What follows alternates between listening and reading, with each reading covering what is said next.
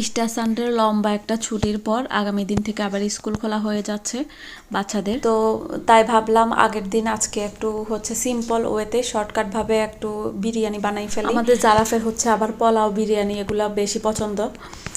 তো যাই হোক, এদিকে হচ্ছে জারাফের জন্য কিছু প্রয়োজনীয় শপিং করলাম। ও স্কুল থেকে সবার সাথে পিকনিকে যাবে, সেজন্য 3 দিনের একটা ট্যুর ওদের। তো চলেন ব্লগটা শুরু থেকে শুরু করা যাক। হ্যালো, আসসালামু আলাইকুম, ওয়েলকাম টু অ্যানাদার ব্লগ। কেমন আছেন সবাই?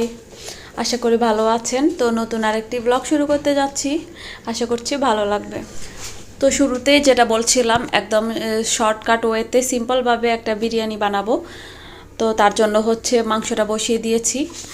অনেক সময় বিরিয়ানি রান্না করতে গেলে আমি হচ্ছে মাংসটা আলাদা, আলুটা আলাদা ফ্রাই করি। আজকে এরকম কিছুই করব না, ঝামেলা করতে যাব না, একই পাতিলে হচ্ছে সব কিছু করব। তো মাংসটা সিদ্ধ হওয়ার পরে হচ্ছে আমি আলুটা দিয়ে দিয়েছি, একটু কিউব কিউব করে বড় বড় সাইজ করে কেটে। তো আলুটা মোটামুটি সিদ্ধ হওয়ার পরে হচ্ছে আমি একই পাত্রের মধ্যে আবার চালটা ওয়াশ করে দিয়ে দিয়েছি। চালটা একটু মাংসের সাথে ভালোভাবে ভেজে নেব।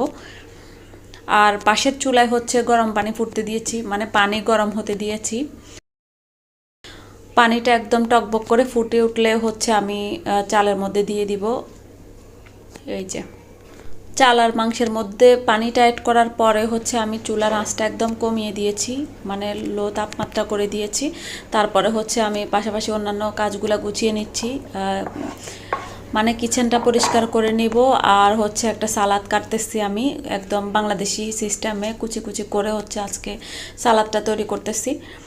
একটু টমেটো, শসা, পেঁয়াজ, কাঁচামরিচ এগুলো দিয়ে সামান্য একটু সরিষার তেল দিয়ে মিক্স করে নিয়েছি, পরে লবণ দিয়ে। আর এদিকে হচ্ছে আমার বিরিয়ানিটা অলমোস্ট হয়ে গেছে।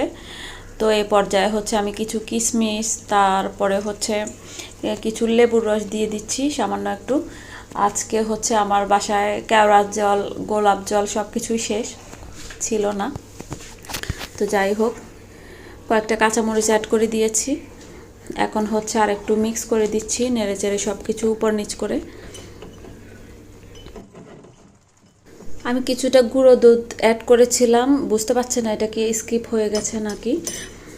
আর হচ্ছে একদম শেষ পর্যায়ে কিছু গরম মশলা উপর দিয়ে ছিটিয়ে দিচ্ছি। এই যে, কারণ আজকে হচ্ছে আমি বিরিয়ানি মশলা দিয়ে বিরিয়ানিটা বানাচ্ছি না, ঘরে থাকা মশলা দিয়ে বানাইছিলাম। তো যার কারণে হচ্ছে লাস্ট পর্যায়ে হচ্ছে একটু গরম মশলা অ্যাড করে দিচ্ছি। এই যে